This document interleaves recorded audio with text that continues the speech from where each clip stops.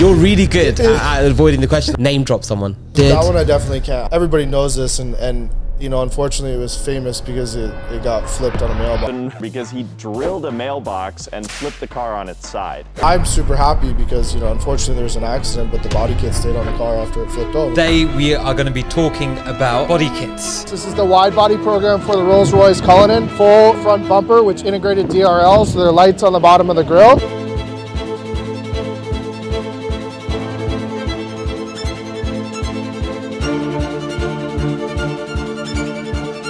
See a Urus, somebody's just going to walk straight past it. First person who walks past the stand, walks past your Urus with the 1016 widebody kit on it, and he says, I want that. I haven't seen anything like that. I want that car. People define a lot of who they are and their personality around cars. Orange with white wheels tells you the guy's a party animal, like blonde streaks in his hair.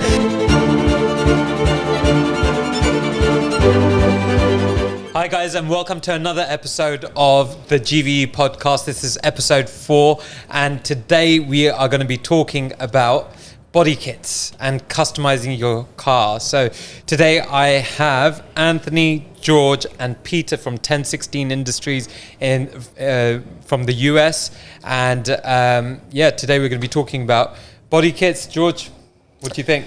It's a massive thing in the UK market. I think we found a gap with luxury cars. People always want to be better than the rest. And it's a case of how can you do it with stock OEM stuff? So you've got the likes of Rolls Royce who do their black badge variant. You've got the likes of Lambo who do their Performante or their SV variants. But it's like, how can you go that one step further and be better than the rest? In comes 1016. So, Pia, yeah.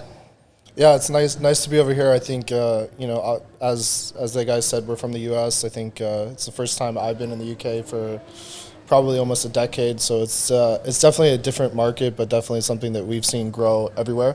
We've seen a bunch of people pop over here doing it, but it's something we've seen in the US that it's a value add, not only to the client, but actually to the vehicle. I would say our biggest growth we've seen actually is secondhand supercar dealers building these cars, and these cars actually ending up, being profitable for both the client that builds it and the companies that actually sell them as well. So it's something that, it's not only something that makes people happy. I mean, as you said, everybody kind of wants their own car.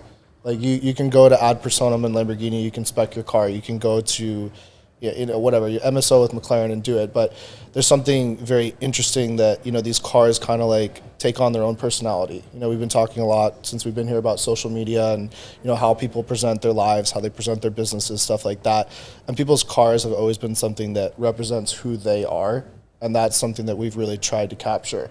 And especially with our product range, every wide-body Urus has its own tweak. We can do different materials, you can do different options, you can do different things. So we really want to, not only give the customer their own unique experience where somebody, like my cars, especially because I do them a little bit different. If I come down the street, somebody knows it's me.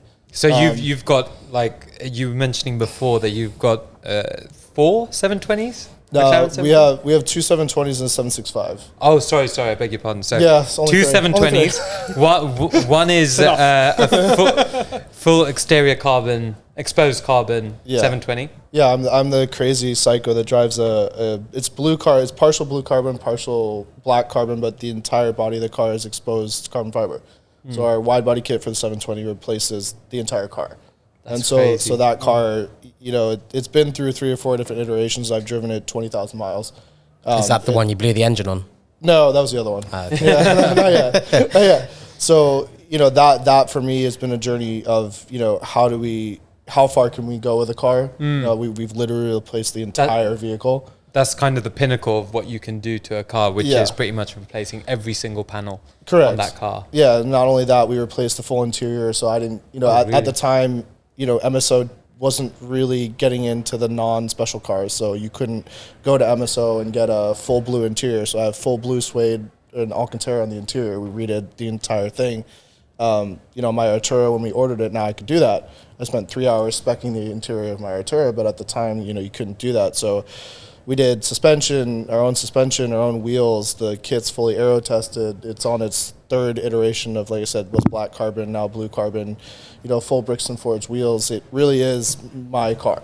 People when I show up, people know that it's my car because there's not a single other one we built that's like it. So cool.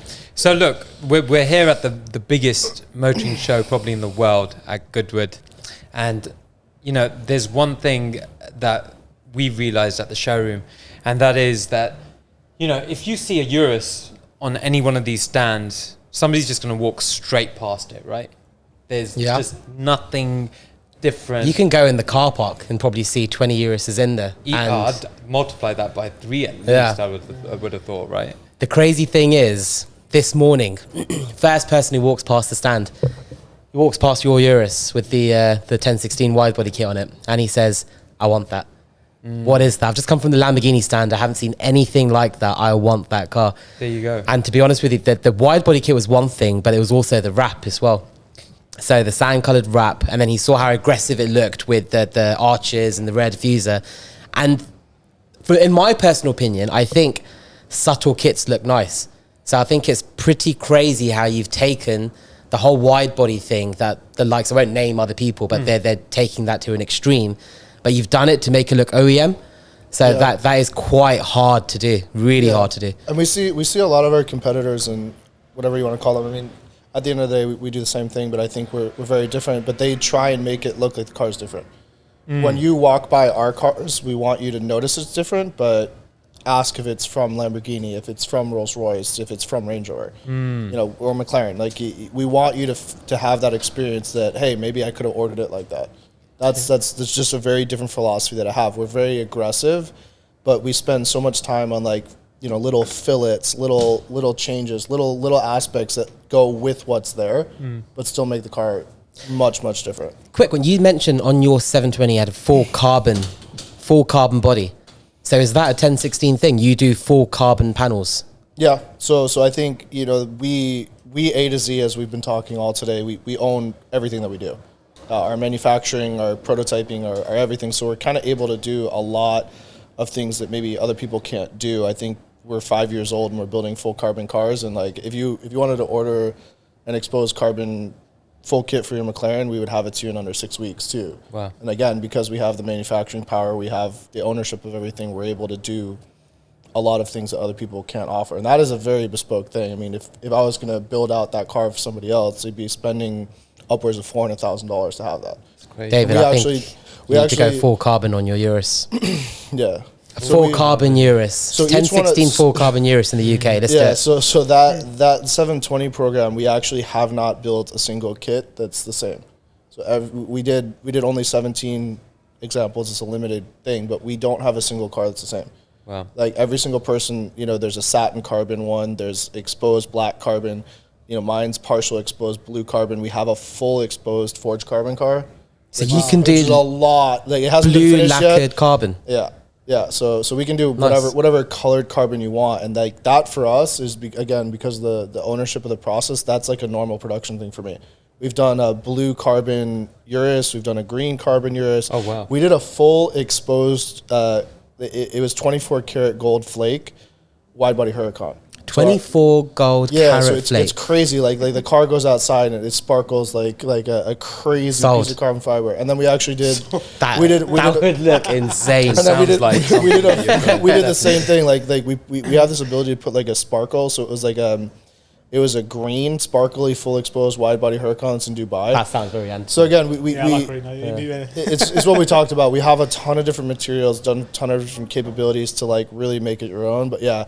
The full exposed carbon cars are something really, really, really special. You know what's inspiring, right? I know me and you were talking off camera earlier this morning when we first met, and it's what motivates you to start the company, and it's that you came in and you went to see the Huracan. I think you were saying the original Huracan, and it came with that plastic rear bumper, and you weren't excited over it, and you just came in and you thought you took it upon yourself, even though you're in slightly different industry, you took it upon yourself to create a body kit.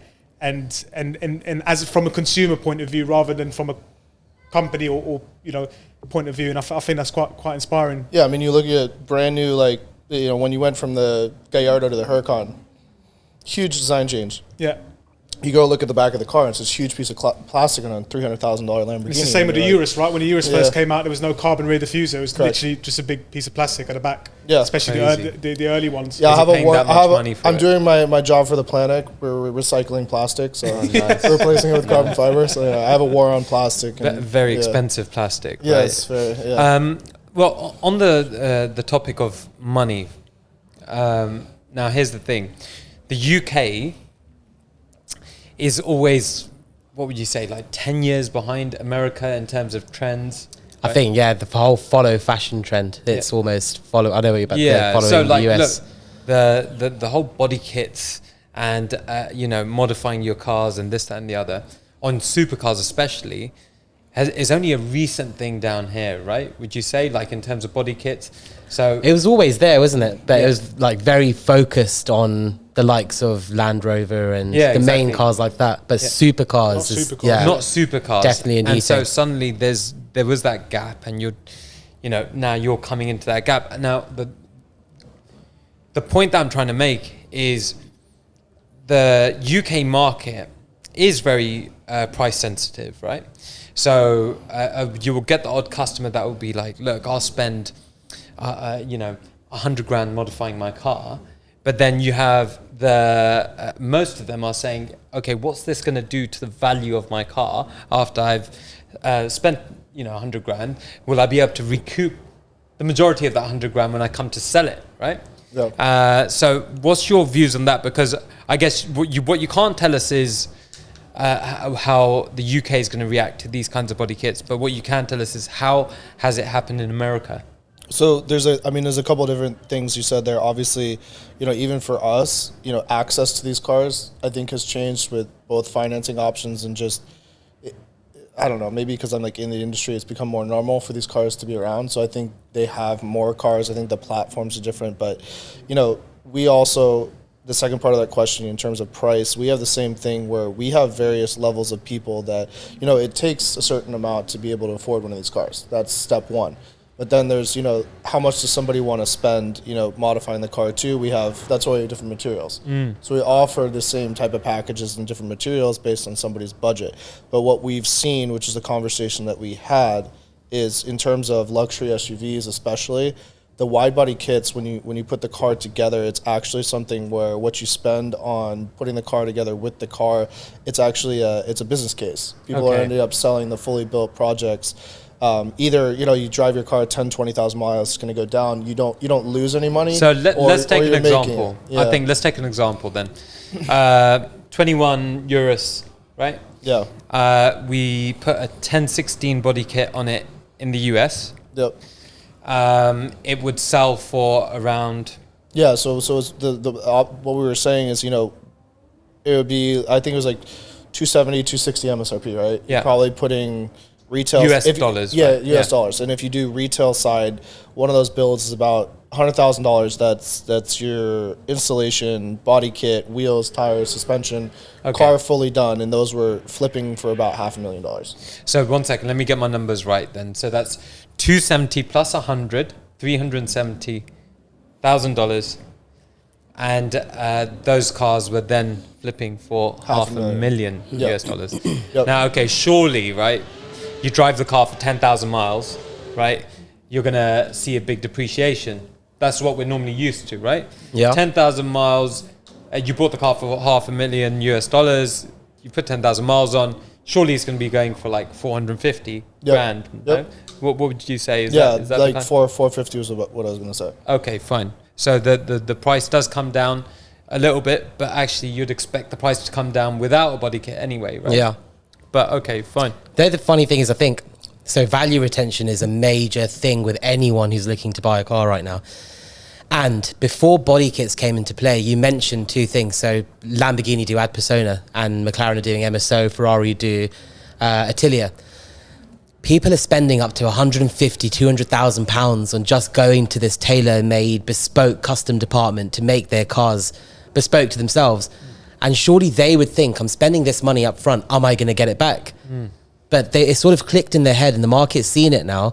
You look at a Pista online that's stock, a normal Pista, which hasn't had any tailor-made options on there, in comparison to a tailor-made car that's had £150,000 worth of atelier options, that car will achieve the £150,000 back on the used market. Of course it would. Wow. And when the whole market is slow, the car with tailor-made options is the one that's achieving higher values and is the one that's selling before anything else. Why is that? Just more unique. So, for example, when we do export and we sell abroad, they only want tailor-made options, or they only want top spec cars. So while the whole market's sterile and everyone's saying pistas aren't selling and they're not moving, and then you see the really high-end tailor-made option cars are flying off the market.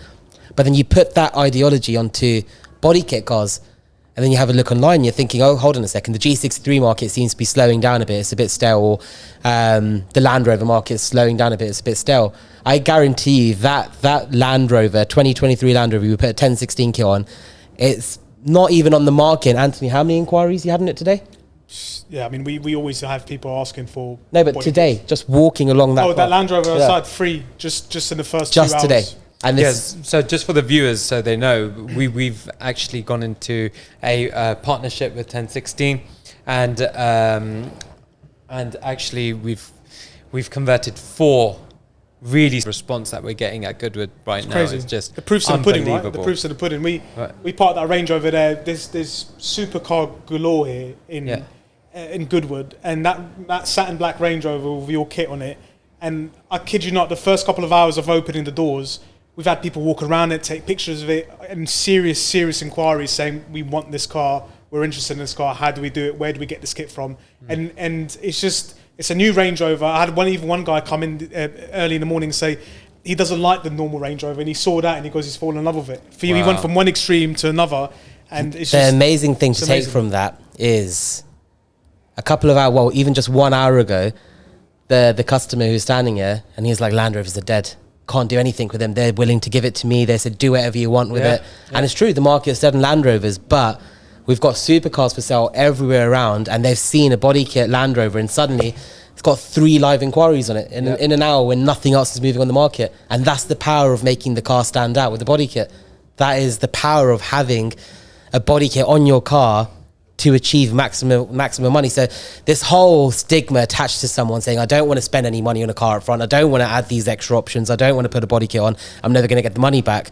Well, let your car sit on the market with everything else that's not selling, while the car with the body kit will sell a lot quicker. In a market where stuff's not shifting, ultimately it's the stuff that stands out from the crowd that will then shift. Now, we've seen it actually with so obviously soccer or football stars down here in the UK that soccer. Yeah, I know. I shouldn't have said it. I shouldn't have He's said in the UK. Yeah, I know. No, but look, we've seen it with football stars, right?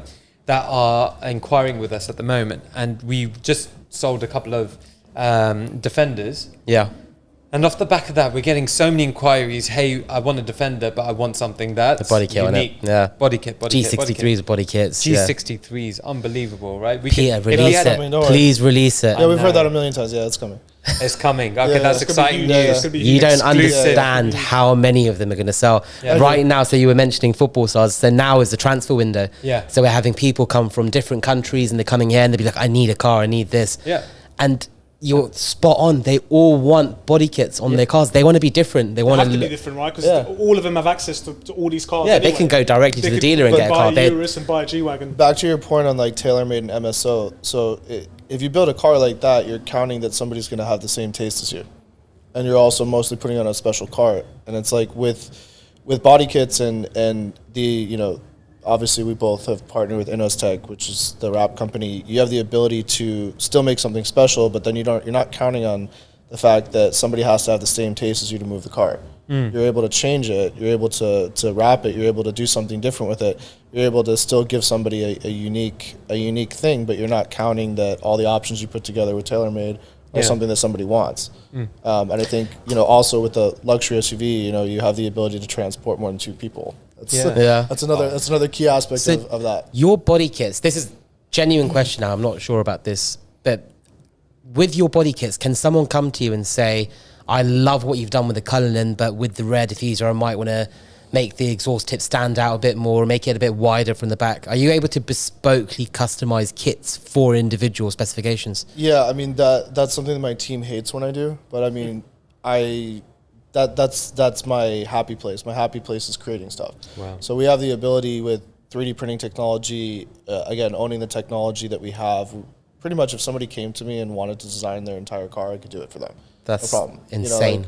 And that's something that's really special. We have some private clients that have that type of money that, they really, really do want something that's their own. The 720 wide body program, like I said, it's been a very intimate experience with each person that has one. Every single one is different. So we do enjoy, going through with the clients and giving them something that nobody else has. How long does it take roughly? So if a customer comes to you and says, I've got a Cullinan, I want to create my own kit, how long would it take you to create it? It just depends. I mean, it depends on what it is they want to do. I mean, development process for us has gotten way faster. Like we started the Range Rover in March and we were in production in June, which is devastatingly fast. I think I lost a couple of years off my life getting us there, but we now have the ability with all the technology that exists and that's available to us to kind of get through a program pretty quick. But like the 720 wide body was much more intensive because we did aero testing. The car is fully functional. My car is, it pushes 1,300 horsepower. It's 400 pounds lighter than stock. Your kits helped towards it. Yeah, we took 400 pounds off my car. With the way. carbon, because the doors by themselves are like 75 pounds. It's like heavy compressed fiberglass. Your kit is better than McLaren Special Operations aerodynamics. I'm not going to say it's better, it's different. But you shaved off time and performance and weight off the car with your kit. I'm lucky enough that, we've had a Senate in the past. The P1 is something we've had as well.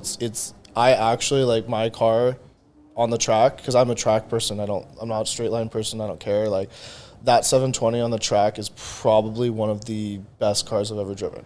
And it's, we did special suspension with Eibach. We're going to do a suspension partnership with Eibach in the future. They're the OEM suspension partner for McLaren. That car, I've driven a lot of cars and it's glued.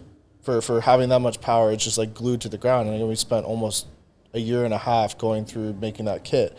But that was something where the requirement was, okay, how far can we take a very, very good platform? How far can we take an aftermarket company and make it better? And, that car, like I said, suspension, wheels, 150 millimeters wider, crazy different downforce. It's made for a circuit track. It loses its top end because of the fixed wing, but it's meant to be a circuit track car, and that's what it does really well. Wow. So we have those capabilities. And sorry, to your partnerships, you mentioned partnerships with Eibach and suspension. Yeah. Am I right in saying that you're not only do you provide a body kit, but you provide a package? Yeah. So we're talking wheels and setup, and it all comes like. So that's something that we're going to be releasing shortly, and I've spent a lot of time vetting out relationships. As we've talked about in the past, my past is OEM based. I've seen what it takes to have really good partners. Most of the time, if you're going in there and asking somebody for a product, they're wanting you to do tens of thousands of orders. That's tens of thousands in quantity. And so we've gone through and found the right partners. We've partnered with Bricks and Forged on the wheel side, specific wheel sets that'll fit directly to the body kit. And then, we're talking to a couple of different people in terms of the exhaust side. And then I'm a calibrator by trade, so we have plug-and-play ECUs that are warranty safe, that on all these, the Urus, for example, goes to 650, 670 horsepower, depending on what you do. And it's something that's warranty safe, so we really provide the full, here's your built car in a crate type of experience, and that's something we've worked really hard with the right partners to do. So I want to ask, what's the most expensive job you've ever commissioned? Other than your own? Yeah, the forged carbon widebody 720. Okay. And that's something that hasn't been finished yet, and I'm dying to see it because I didn't agree with doing it, but that was a very, very expensive process. Am I allowed to ask how much the client's paying? It's probably close to 400 grand between everything on that car. So 400 grand on top of the car's value? Mm-hmm. Oh my gosh. Yeah, because that's a very, very extensive rebuild. I mean, that's about as extensive as mine. Wow. Yeah. We actually had to make a new set of molds to be able to do some of the stuff in forged carbon, because a lot of people, and that's another thing that, like, because of my background, I'm a little bit snobby when it comes to process. Yeah. We've seen a lot of people try and copy the forged carbon. which is a technology that Callaway Golf, Lamborghini, and Boeing came out with. And we talked about, there's a patent in the U.S. that basically that prohibited people. It's actually a different material when you do it right. Everybody else in the market, they're putting these chopped-toed, and it's throwing it in a mold and moving it around and making it look like that.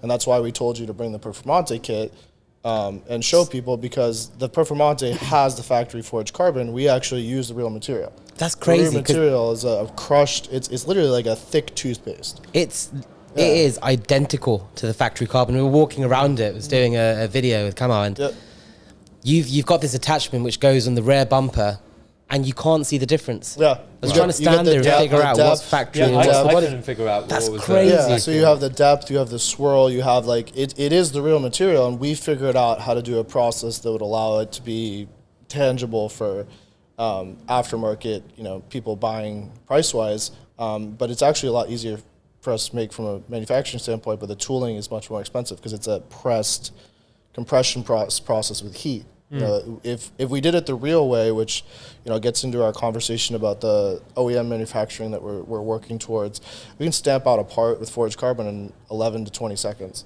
Wow. A traditional carbon fiber part, you're laying in parts for hours. Wow. And this is something where it's a much more unique product. People maybe polarized by the look sometimes because they're used to woven carbon fiber, but it's something we showed on all of our supercar stuff, because as we said, our front end marketing is aftermarket carbon fiber, but our background and the guys that we have working for us are OEM level guys, and that's why our products are very different as well.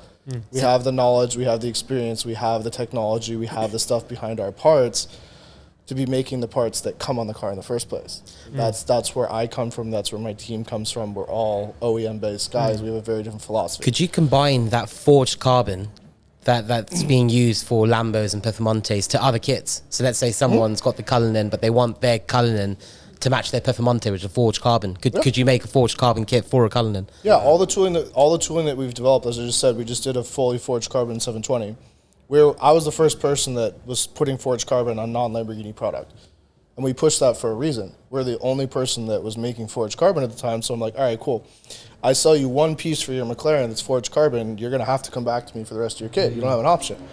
So that's why we push forged carbon. And then, it's like fashion. Like somebody comes out with something that's really unique, and then 3 years later it's trickled down in your bargain bin at your local whatever, Walmart, for example, like a color, that's kind of how it works. And, forged carbon for us, we've been doing it for 5 years already, and you have people that are just starting to catch on now. For me, it's like old news. Like I said, we did a forged carbon McLaren 720 4.5 years ago.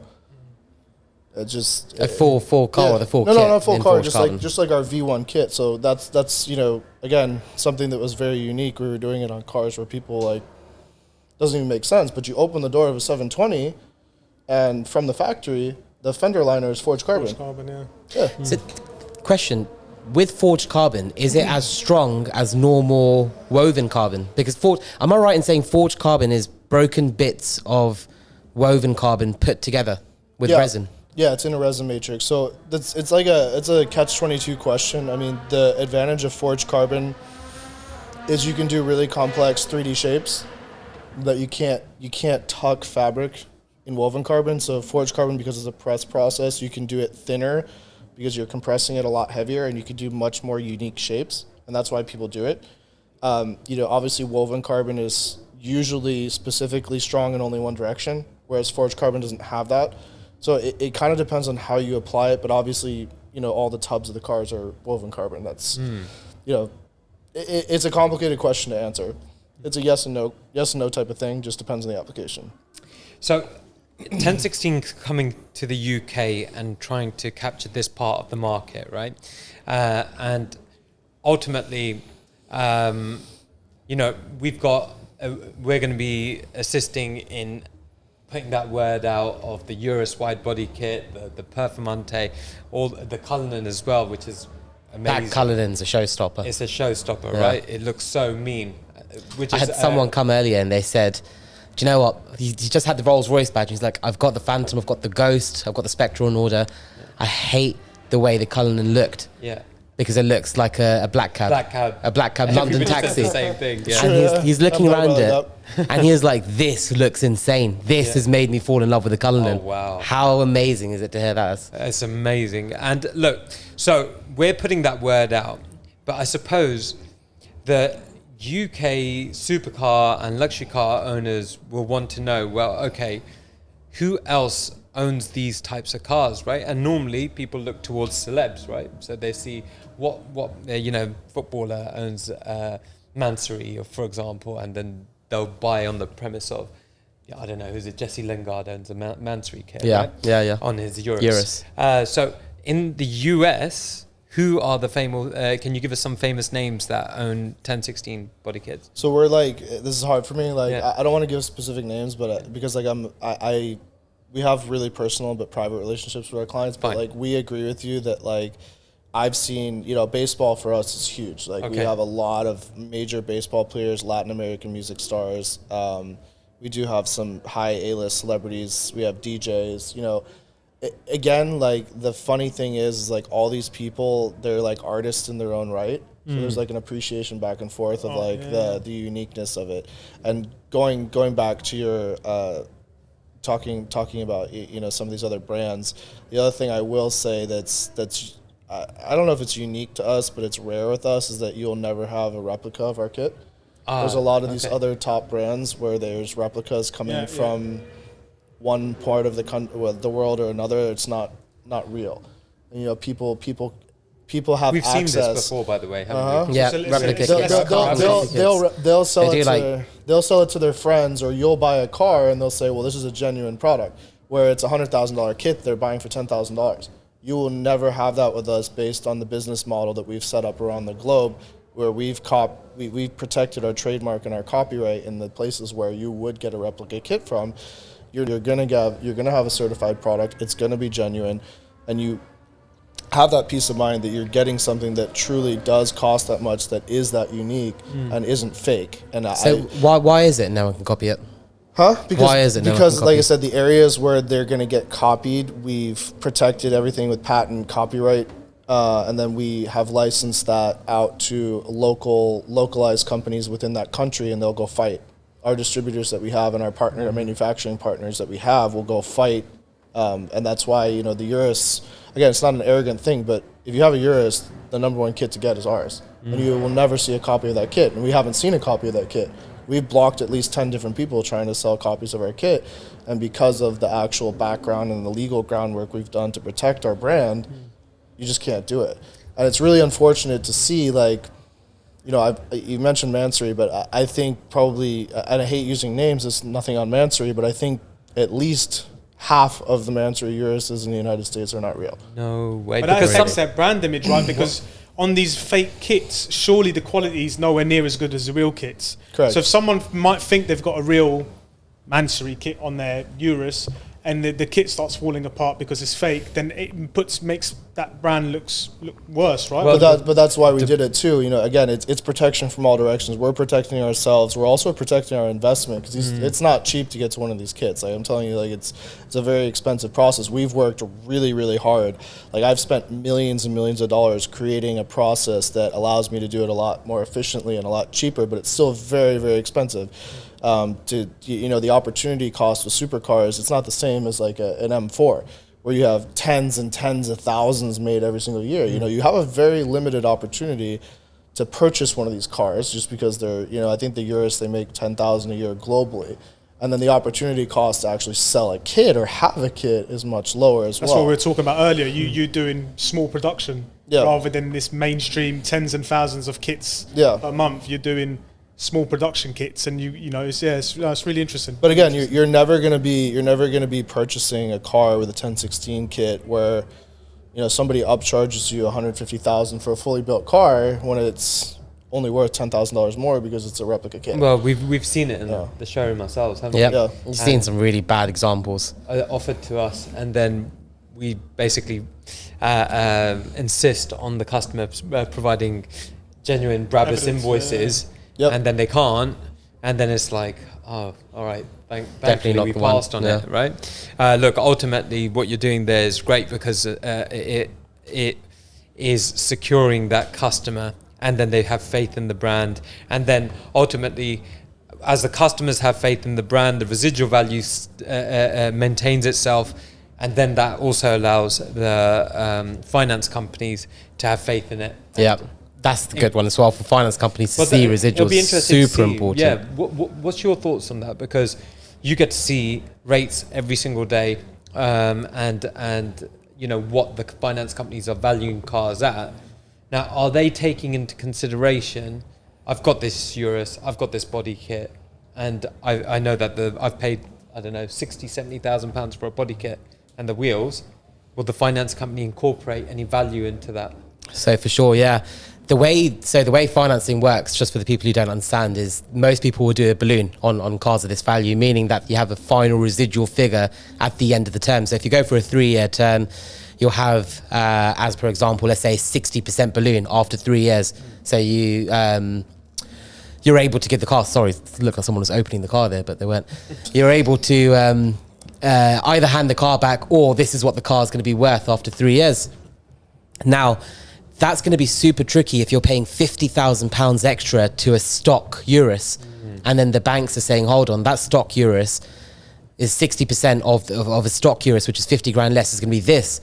Now you need the banks to believe that the car is actually worth 50 grand more with a body kit. Yeah. Now they're not going to do it for copykits, of course, but we've sold 1016 Uruses already. We sold 1016 on a GT2 RS.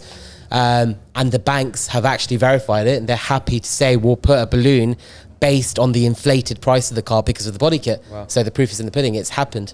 And then we talked about, like, obviously the next step with us is and for our own benefit as well, doing full certified builds. And those certified builds will only be installed by people that are qualified to do it. They'll come with a certificate, they'll come with genuine parts, and they'll come with a very specific list of parts.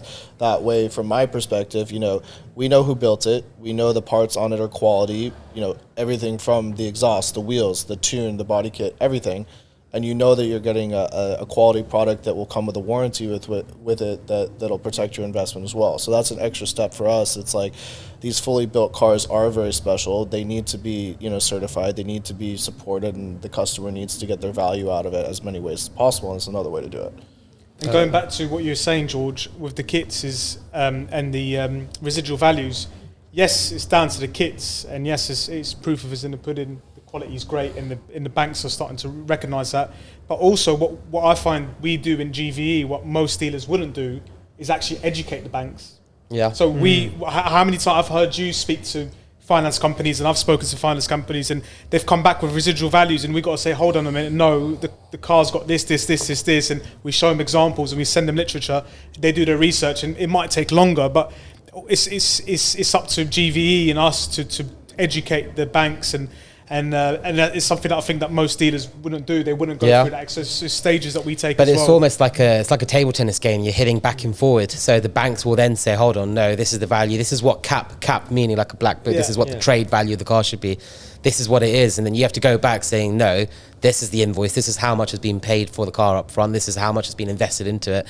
So you're almost educating each other. Obviously, because we believe in the product so much, and we believe in 1016, we're passionate about the product. So we push back until we get what we believe the right value is as well. But that's the conversation we had about the market in general too. It's why I think we have a similar philosophy. You know, we were talking about people that were paying $900,000 in the US for an SVJ coupe, and then you know, somebody's promising them that it's a good investment, and then they're coming back a year later and they're staring at a $200,000 to $250,000 loss. Yeah, someone like, you said the other day someone lost 300 grand on an Aventador Ultimate. Yeah, it's just, you know, like it's about being responsible and understanding that, you know, and for us especially, you know, the client acquisition is super important. The client's super important, and you want that client for life. So you don't sell them something that's going to get them into a situation that they don't understand, or that's going to get them something backwards. And that's, you know, I'm a very honest person. You know, it's been great for me and also been awful for me at the same time. There's a lot of people in this world that are fine selling somebody a $300,000 profit on a car and then disappearing. Well, that's why we got to be careful, right? Because 90% of the cars that we sell, I would say easily 90% come back for us anyway. When that's they, the aim. That's what we do. You know, you want to keep that relationship for a long time, and 100%. that's how we believe about our products too. If somebody buys something for us once, we want them there for the rest of the time they have cars. Again, you know, I'm not going to pretend like I'm curing cancer by making body kits. We want people to be excited about buying the product. We want them to be excited that people recognize that it's their vehicle. You know, for whatever reason in life, you know, people define a lot of who they are and their personality around cars, whether... That is so true. You can tell what a person's like by what they drive and how the car looks. I've always said that the spec of a car, what car it is, what model it is, tells you a lot about the person who's driving it. Yeah, no, I mean, like I love orange with white wheels. Just says tells everything. It tells you the guy's a party animal. He loves a good time. You know, has blonde streaks in his hair. This is blonde, by the way. I hope the cameras are picking this up. It's not ginger. It's blonde. Strawberry blonde. Can I just say this conversation swayed massively from what the original question was. Okay, You're really good at avoiding the question. I know you said you can't answer it, but come on, name drop someone. You know someone from the States who's got a 1016 kit on their car. I mean, you said DJ. Is it? I'm gonna say something. I won't say his name, but can I say that one? I definitely can't. I really respect his privacy, and people actually don't know it's his car. But I mean, everybody knows this, and you know, unfortunately, it was famous because it got flipped on a mailbox. But I mean, we did Scott Disick's Urus, and I'm super happy because, you know, unfortunately there was an accident, but the body kit stayed on the car after it flipped over. Oh, so wow. It was a great testament to quality. The car's flipped on its side. He flipped the car and the body kit still stayed on. Yeah. And you know, it's funny because, like, you know, everybody, you know, with the celebrities and everything like that, like, he's a completely normal human being. Like, we talk quite often, and we did one of his McLarens, and I think we're doing a second Urus for him right now, actually. But, like, you know, these people at the same time, you know, again, to us and to me, that's why, you know, like, it's I don't like name dropping because, like, I treat everybody the same. Like, you know, my client that worked 20 years to build his business, to buy a Urus is the same to me as, like, a celebrity that wants. That's true. I just want the experience, and I want them to be happy with the product that we give them and the experience we give them, and I want them to have something that they're really passionate about. So. We have a similar experience with some of the musicians and footballers that buy cars from us. They just kind of say, look, if you don't mind, please don't post it on social media.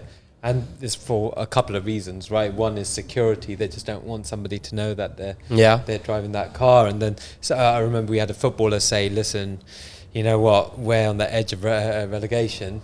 If anybody sees that I'm buying this Aventador, they're going to absolutely kill me. But I think at the same passionate time, fans is something very hard to deal with. At the same time, like, a lot of these people don't get treated normal anymore, They don't. and that's why, like, you know, we don't do that. I want them to feel like they're a normal person. They get taken advantage of, or somebody always wants something from them, and it's like, you know, like I said, I don't care who comes in. I just want you to have an experience. I want you to have a product. I want you to have a build that's yours, that you're super excited about. Like, I don't, you know, like, I never asked Scott to post. I never ask any of these people to post. I'm like, if you're happy, please, by all means, it'd be great to represent my brand. I just, you know, like, again, you know, we want people, those type of people, to feel like they're still normal human beings. You know, That's right. And they are. I mean, everybody's the same. You know, like, we have clients that are some of the wealthiest people in the world. We have, like I said, the guy that literally his 720 was something he worked his whole life for, and being able to just talk to us about putting a wing on a 720 is the best day of his life. You know, it's like we have such a great mix of people. You know, like, it's just, you know, I'm an energy person, so, like, I don't care how much money you have. If you're an asshole, like, I just don't want to have anything to do with you, else I'll throw you out the conversation in 2 seconds. It's like, you know, we appreciate the people that appreciate what we do. Yeah. Throwing people out. Yeah, I think cool. most people that know me know that I'm probably not the best person to have an attitude with, because I'll give it to you back like 10 times. I just, like, unfortunately don't have that capability inside of me to just not do that. Anything right now. So again, all right, this looks like you can All right, but how are you liking the Goodwood Festival of Speed? It's the first time here, and it's amazing. I mean, obviously I haven't gotten around to walk around that much yet, but I mean, it's very, very, it's like a much bigger version of Monterey Car Week, which is what we have, which we're going to next month. But it's really cool seeing all the stuff, and again, being in a very different environment than normal, and trying to drive a manual right-hand drive car. Yeah, that must be fun, no? Yeah. For an American. Yeah, we've only hit like 7 bushes so far, so. But you need to stop drifting it around the roads. We won't mention who the rental company was that you've... They told us very clearly that we didn't have insurance, that we...